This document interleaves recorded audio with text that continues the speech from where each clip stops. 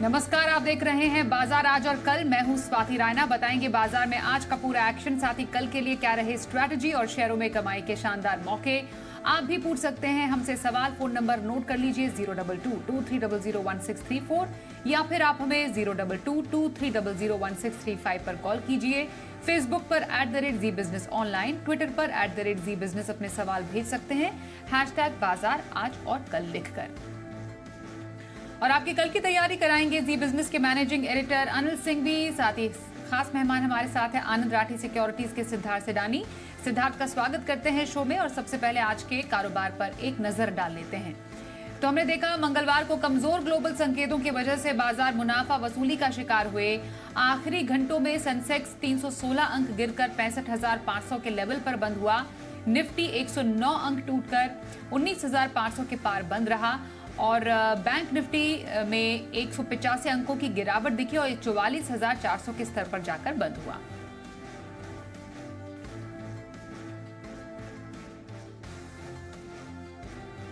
और आइए अब एडिटर्स टेक में जी बिजनेस के मैनेजिंग एडिटर अनिल सिंघवी से समझते हैं कि बाजार में आज जो एक गिरावट दिखी वो किन बड़ी वजहों से रही। 3 दिनों की छुट्टी के बाद भारतीय बाजार आज जब खुले तो दुनिया भर के बाजारों से थे बेहद कमजोरी के संकेत। जहां 2 दिनों में डाउ में लगभग 225 अंकों की गिरावट रही, वहीं बॉन्ड यील्ड अमेरिका के और साथ ही डॉलर इंडेक्स तेजी से ऊपर बढ़ के आए। इसने दुनिया भर के बाजारों का मूड किया खराब। इसके अलावा भारतीय बाजारों के लिए थोड़े से संकेत बेहतर भी थे। वो एक जीएसटी के कलेक्शन को लेकर, कच्चे तेल में तेज गिरावट को लेकर, लेकिन कच्चे तेल की तेज गिरावट बाकी मेटल्स में गिरावट को भी असर डालती हुई नजर आई।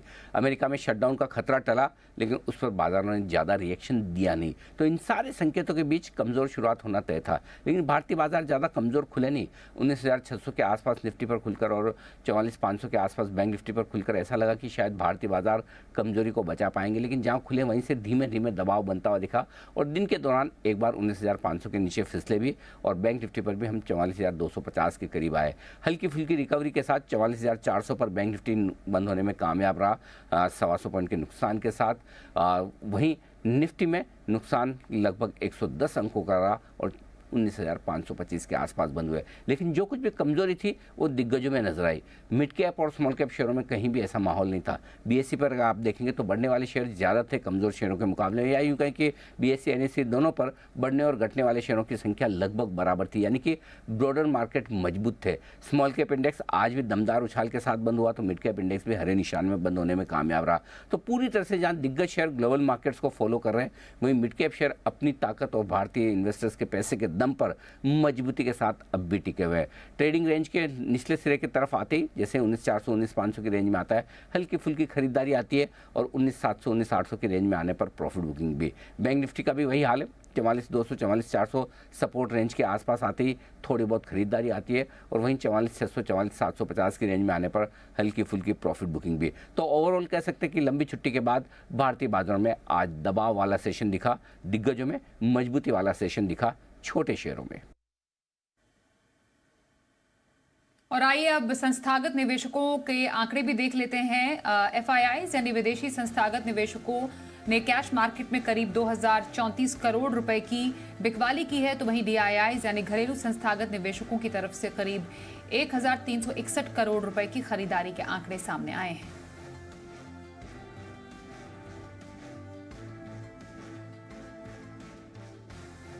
और आइए अब आज के एक्सपर्ट आनंद राठी सिक्योरिटीज के सिद्धार्थ सेडानी के पास चलते हैं। सिद्धार्थ, बाजार में कुछ दबाव तो था ही, पर ये हफ्ता इवेंटफुल भी रहने वाला है क्योंकि आरबीआई पॉलिसी भी है। फिलहाल अभी क्या समझे, बाजार किन ट्रिगर्स के इंतजार में है और कौन से लेवल्स आप एक्सपेक्ट कर रहे हैं? Good evening Swati. Overall perspective से जैसे हम जानते हैं कि बाजार में दबाव आज से नहीं 2-3 हफ्तों से दिख रहा है और ये दबाव और ये रेंज बाउंड सा मार्केट बना रहेगा क्योंकि बहुत सारे फैक्टर्स है। ऑफ कोर्स जो बाहर के फैक्टर्स है जैसे कि यूएस मार्केट में फिर से जो फेड का बयानबाजी जहां पे ब्याज दर और बढ़ सकते हैं नवंबर की पॉलिसी में, जिसके कारण बॉन्ड यील्ड, साथ ही साथ दबाव है डॉलर इंडेक्स में, आप कमोडिटी में तो देख ही रहे हैं, साथ ही साथ इक्विटी बाजार में भी दबाव देख रहे हैं। ऐसे ही भारतीय बाजार में कोई फ्रेश ट्रिगर्स नहीं है। ऑफ कोर्स आरबीआई पॉलिसी है, बट इसके उपरांत भी रिजल्ट सीजन है, तो भारतीय बाजार से कोई ऐसी पॉजिटिव खबरें नहीं आ रही है। तो रेंज बाउंड मार्केट, हाँ, नीचे में एक बार 19,300 निफ्टी में लेवल्स आप देख सकते हैं और ये एक पॉसिबिलिटी जरूर बनती है, बट ओवरऑल पर्सपेक्टिव से मार्केट एक रेंज बाउंड है। स्टॉक स्पेसिफिक आज भी मैंने देखा कि मिड कैप्स और स्मॉल कैप्स में एक अच्छा रुझान रहा, वैसे ही मिड कैप स्मॉल कैप्स में एक रुझान अच्छा रह सकता है। स्टॉक स्पेसिफिक का मार्केट है, सही स्टॉक चुने और बने रहे। अब सिद्धार्थ, बाजार पर तो आपने राय दे दी, कुछ स्टॉक स्पेसिफिक आपकी रिकमेंडेशंस भी ले लेते हैं। पोजिशनल व्यू कौन से स्टॉक में रखने की सलाह रहेगी आपकी? देखिए स्वाति, पोजिशनल बेसिस पे आपको खरीदना है जेंसा टेक्नोलॉजी। ये टेक्नोलॉजी सॉल्यूशंस की कंपनी है। टारगेट आपको रखना है 551 का, 551 का। स्टॉप लॉस आपको रखना है 515 का, 515 का। टेक्नोलॉजी सॉल्यूशंस जो सेगमेंट को केटर करती है वो मैन्युफैक्चरिंग बीएफएसआई को है। पहले तिमाही के जो मार्जिन है वो बढ़ के आए 18.7% के करीब। टोटल डील कॉन्ट्रैक्ट वैल्यू जो है वो $154 मिलियन की है। मैनेजमेंट ऑप्टिमिस्ट है लॉन्ग टर्म डिमांड को लेके। स्ट्रॉन्ग प्रोजेक्ट्स आने वाले हैं FY25 में। तो ओवरऑल जेंसा टेक्नोलॉजी पे खरीदारी की राय, 551 का टारगेट। पोजिशनल व्यू जेंसा टेक में रखने की सलाह आ रही है सिद्धार्थ सिडानी की तरफ से। लॉन्ग टर्म के नजरिए के लिए सिद्धार्थ, कौन सा स्टॉक आपके पसंद है? देखिए, ऑयल एंड गैस स्पेस काफी एक बज में है और इसमें से गैस की कंपनी चुनना चाहूंगा, वो है IGL, इंद्रप्रस्थ गैस, जिसका टारगेट लक्ष्य आपको रखना है 600 रुपए का। अब गैस डिमांड अगस्त के महीने में सबसे उच्चतम स्तरों पे थी, 28% का YOY ग्रोथ हमने देखा। ये लार्जेस्ट सिटी गैस डिस्ट्रीब्यूशन की कंपनी है, NCR दिल्ली रीजन में काम करती है। 1.42 मिलियन CNG कैरी करती है। डोमेस्टिक में अगर देखा है 2.1 मिलियन डोमेस्टिक PNG कस्टमर्स है। 18,800 किलोमीटर का पूरा डिस्ट्रीब्यूशन नेटवर्क है। इलेक्ट्रिक व्हीकल के गैस स्टेशन पे ऐड करने की योजना है, चार्जिंग स्टेशन, और टारगेट है 50 EV स्टेशन खोलने की। तो इंद्रप्रस्थ गैस जो मुझे लगता है कि बहुत ही बेहतरीन प्लेस्ड है यहाँ पे। 600 रुपए के टारगेट के लिए लंबे समय का नजरिया। लंबे समय के नजरिए के लिए IGL में खरीदारी करें, सिद्धार्थ सिडानी की राय आपके लिए। आइए अब आगे बढ़ते हैं और पहले कॉलर से बात करते हैं। हैदराबाद से अंजनी रमन हमारे साथ हैं। नमस्कार, बताइए कौन सा स्टॉक आपके पास है? नमस्कार मैडम, हमारे पास विशाल फैब्रिक्स है, 3000 शेयर्स है, 21 रुपीज पे बॉट है। तो ये लॉन्ग टर्म के लिए ही है, तो क्या सजेशन है? कैन आई होल्ड इट और कैन आई सेल इट?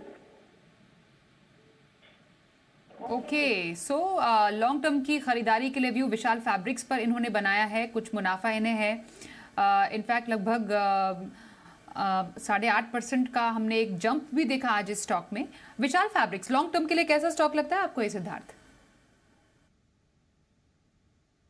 देखिए अंजनी रमन जी, मुझे इतनी पॉजिटिविटी नहीं दिख रही है। हालांकि आज उछाल आया है, ठीक है, बट टेक्सटाइल स्पेस में उतना अच्छा ट्रैक्शन नहीं दिख रहा है। इनफैक्ट फेस्टिव सीजन हमारे सामने है तो भी उतना बड़ा पिकअप या ट्रैक्शन नहीं दिख रहा है। तो मैं आपको यही सलाह दूंगा, उछाल आ रहा है तो उछाल पे आस्ते आस्ते करके निकल जाए, मुनाफा बनाए और निकल जाए। आप स्ट्रॉन्ग फंडामेंटल वाली कंपनियों पे जाए, जैसे कि IGL। मैं मानता हूं कि एक बार आप यहां से निकले तो IGL पे आप कन्वर्ट हो सकते। ओके, तो विशाल फैब्रिक्स में एग्जिट की स्ट्रैटेजी आपके लिए दे रहे हैं सिद्धार्थ, और IGL एक ऐसा स्टॉक है जहां पर आप खरीदारी के मौके तलाश सकते हैं। अगले कॉलर जयपुर से BL शर्मा जी हमारे साथ हैं। नमस्कार, बताइए कौन सा स्टॉक आपके पास है? सर मेरे पास में BSE है, 530 शेयर एट द 750 रेट से। IOC है 2878 रुपीज की रेट से। वेदांता है 1300 285 की रेट से। VPCL है 500 465 की रेट से। ओके, और सब स्टॉक्स में कब तक का व्यू रख रहे हैं आप? व्यू तो ऐसा है कि इस मार्च तक ही कुछ सेटलमेंट अच्छा हो जाए तो ज्यादा बेटर है। नहीं, आप राय देंगे कि क्या करना है? ओके जी, ऑल राइट। तो सिद्धार्थ, 4 इनके स्टॉक्स है। वेदांता से शुरुआत कर लेते हैं क्योंकि काफी एक्शन पैक्ड है फिलहाल ये स्टॉक। डीमर्जर की खबर के बाद लगभग 4% का उछाल भी हमें दिखा। मैनेजमेंट खुद अनिल अग्रवाल जी ने भी बात की जी बिजनेस से। फिलहाल इनकी क्योंकि खरीद ऊंची है, नुकसान काफी झेल रही है, वेदांता में अब फिलहाल कीपिंग इन माइंड जिस तरीके का एक्शन बना है, इन्हें क्या करना चाहिए अगले मार्च तक के लिए? देखिए, वेदांता में तो बने रहना चाहिए। मैं मानता हूं कि मेटल्स पैक में सबसे बड़ा कारण जो होता है वो चाइना फैक्टर होता है, और चाइना फैक्टर में एक स्टिमुलस पैकेज की बहुत बड़ी एक्सपेक्टेशन बनी है, आया भी है और आने की उम्मीद भी है। तो वेदांता पे बने रहे। Of course demerger is one of the triggers. साथ ही साथ आईओसी और बीपीसीएल दोनों ही ऑयल एंड गैस की कंपनियां मुझे लगता है अच्छी कंपनियां हैं, बने रहना चाहिए। और बॉम्बे स्टॉक एक्सचेंज बीएससी तो आपने काफी अच्छे नीचे के दाम में लिए हुए हैं, तो इस पे भी बने रहने की योजना। One of the listed exchanges है भारत की सबसे पुरानी, और बेहतरीन कैश है, तो बीएससी पे भी बने रहने की योजना। ओके, तो आपके सभी स्टॉक्स पर राय दी सिद्धार्थ ने, इस पर जरूर गौर कीजिएगा। आइए अब आगे बढ़ते हैं। अगले कॉलर हमारे साथ हैं कोलकाता से नित्यानंद सील। नमस्कार, बताइए कौन सा स्टॉक आपके पास है? हेलो मैडम, मेरे पास आईटीसी है, 460 में लिया हुआ है, 1000 है। तो अभी तो 440 के आसपास चल रहे हैं। अभी 6 महीने तक मेरा प्रोग्राम है, क्या करें? 6 महीने का नजर है, आईटीसी पर रख रहे हैं। 20,000 का नुकसान भी है इन्हें, क्योंकि 460 की इनकी खरीद है इस पर। 6 महीने में लगभग क्या प्राइस देखते हैं आईटीसी पर सिद्धार्थ? लॉस रिकवर कर पाएंगे? देखिए नित्यानंद जी, मेरे पास 6 महीने का तो टारगेट नहीं है, 1 साल का जरूर दे सकता हूं। वो है 530 रुपए। अब आप सोच रहे 530 में तो मुनाफा हो जाएगा, बिल्कुल हो जाएगा, और बिल्कुल बने रहना है। One of the leading FMCG, second largest FMCG company ITC. Cigarette का बिजनेस में वॉल्यूम्स है। ओवरऑल पर्सपेक्टिव से काफी टाइम के बाद आईटीसी चलना चालू हुआ, पिछले 2 साल में, 1.5 साल में अच्छा परफॉर्मेंस दिखा। मैं अभी भी पॉजिटिव राय रखता हूं आईटीसी पे, और 1 साल का नजरिया भी रखता हूं 530 का। बिल्कुल बने रहना चाहिए। बने रहिए आईटीसी में, यही सलाह आ रही है आपके लिए सिद्धार्थ की। आइए अगले कॉलर से बात करें। पुणे से कमलेश हमारे साथ है। नमस्कार, बताइए कौन सा स्टॉक आपके पास है? नमस्कार, मैं इन्फीबीम वैल्यू करके है, 300 शेयर है, 21 का बाइंग प्राइस है एवरेज। और ओके, कब तक के व्यू के लिए? ऐसे लॉन्ग टर्म के लिए फिर कब तक मैं रख के फिर उसमें लॉस रिकवर कर सकता हूँ? हाँ, अभी तो एक ही स्टॉक है आपका? और कोई सवाल? एक ही नहीं, और कोई नहीं। ओके, इन्फीबीम एवेन्यू, सिद्धार्थ कैसा लगता है आपको स्टॉक? देखिए कमलेश जी, मुझे तो कोई एक्साइटमेंट नहीं दिखता है ये शेयर में, तो आपको सलाह तो यही रहेगी निकल जाए। हिस्टोरिकल परफॉर्मेंसेस काफी अच्छे नहीं दिख रहे हैं, तो आपको निकल जाने की सलाह। साथ ही साथ आपको दूसरी सब कंपनियों से अगर आपको मुनाफा निकालना हो तो जेंसा टेक्नोलॉजी एक शॉर्ट टर्म में जहां पे आपको एक मुनाफा बन सकता है। साथ ही साथ आप इसी स्पेस में अगर निवेश करना चाहते हैं तो मैं आपको कहूंगा एफएल इंडिया भी एक बेहतरीन विकल्प हो सकता है, जहां पे आप निवेश कर सकते हैं। Added to that Route Mobile, ये भी एक नए जमाने का बिजनेस है जिसके ऊपर आप दाव लगा सकते हैं। तो एप्पल हो गया या फिर जेंसा टेक है, यहाँ पर आप खरीदारी के मौके तलाश सकते हैं। यही आपके लिए राय आ रही है हमारे आज के एक्सपर्ट सिद्धार्थ सिडानी की तरफ से। अगले सवाल की ओर बढ़ते हैं। सोशल मीडिया पर हमारे पास गुजरात गोधरा से आ रहा है वसीम हयात साहब का। इनके पास वक्रांजी है, 1000 शेयर है इनके पास। ओके, हमारे साथ कॉल पे आ भी चुके हैं ये। नमस्कार, बताइए वसीम जी अपने स्टॉक के बारे में, कितने शेयर है और खरीद कितनी? Good evening madam. Good evening. मेरे पास 1000 शेयर है, 32 की प्राइस से। हाँ, हेलो, कब तक ले रखेंगे? मैंने ये तो अगर वो अपनी प्राइस पे आए तो मैं इंतजार कर सकता हूँ लॉन्ग टर्म तक। ओके, और कोई सवाल?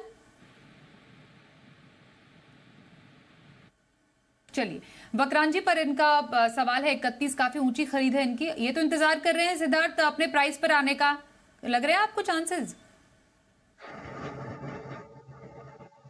जी बिल्कुल नहीं, मुझे लगता है कि इससे निकल जाना ही अच्छा रहेगा।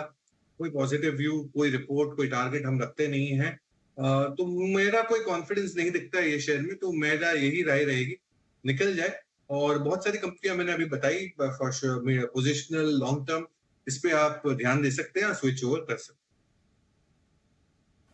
हैं। तो वक्रांति से निकलने की आप स्ट्रैटेजी रख सकते हैं सिद्धार्थ, कि आपके लिए यही राय आ रही है अभी। आइए अब अगले सवाल की तरफ बढ़ते हैं। हैदराबाद से रामचंद्र कुलकर्णी जी का सवाल हमारे पास आ रहा है। हडको पे 2700 शेयर है, 102 की खरीद उन्होंने बताई है। हडको कैसा स्टॉक लग रहा है आपको सिद्धार्थ? ये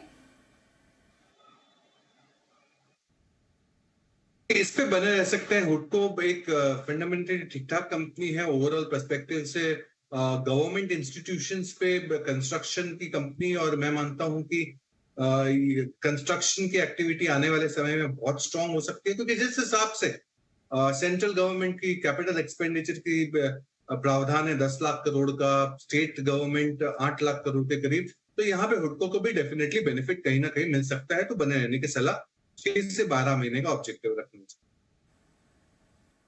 ओके, तो हुडको में बने रहिए, आपके लिए यही सलाह सिद्धार्थ दे रहे हैं। मुंबई से प्रदीप जी से भी बात करते हैं, हमारे साथ अगले कॉलर हैं। नमस्कार, बताइए कौन सा स्टॉक आपके पास है?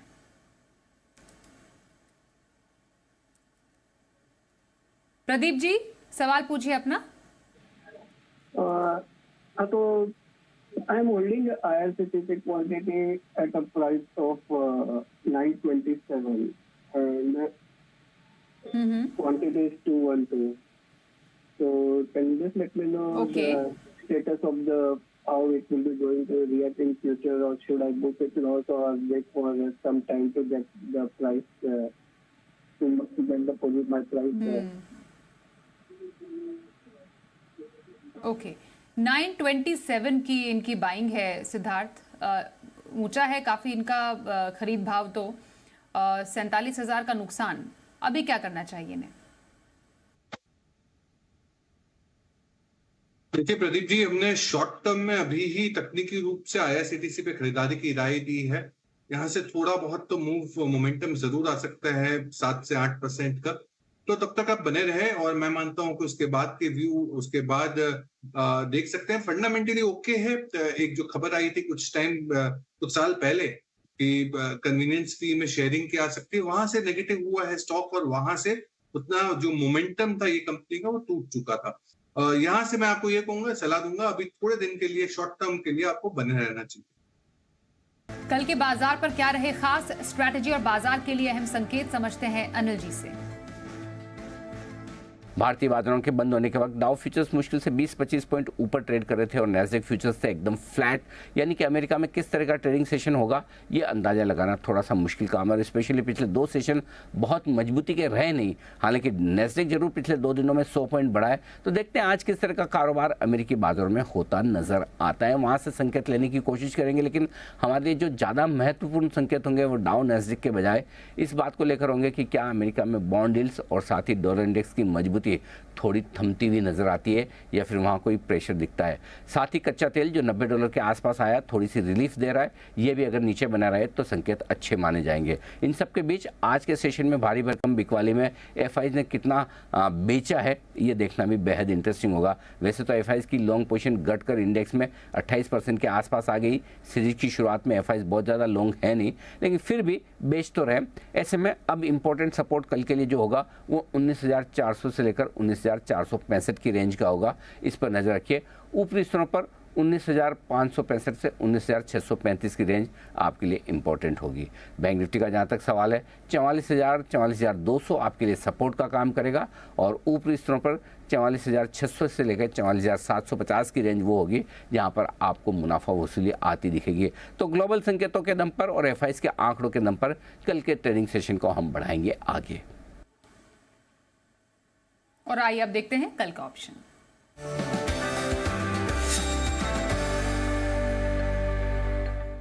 एक्सिस सिक्योरिटीज के राजेश पालवे हमारे साथ है। राजेश जी नमस्कार, कल के बाजार में कहां पर मौके नजर आ रहे हैं आपको?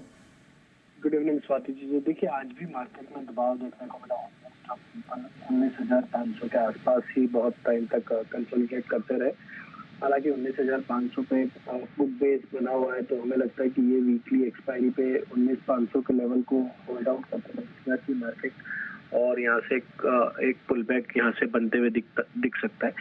तो लेकिन ये पुल बैक में हमें लगता है कि हायर साइड पे जैसा कि 19,600 19,700 के स्ट्राइक में अभी भी कॉल राइटर्स बने हुए हैं, तो ये लेवल एक रजिस्टेंस जैसा काम करेंगे। अब हमें लगता है कि 19,500 19,700 एक रेंज को प्ले करने के लिए यहाँ पे हम एक स्ट्रेटेजी को इनिशिएट करने की सलाह देंगे।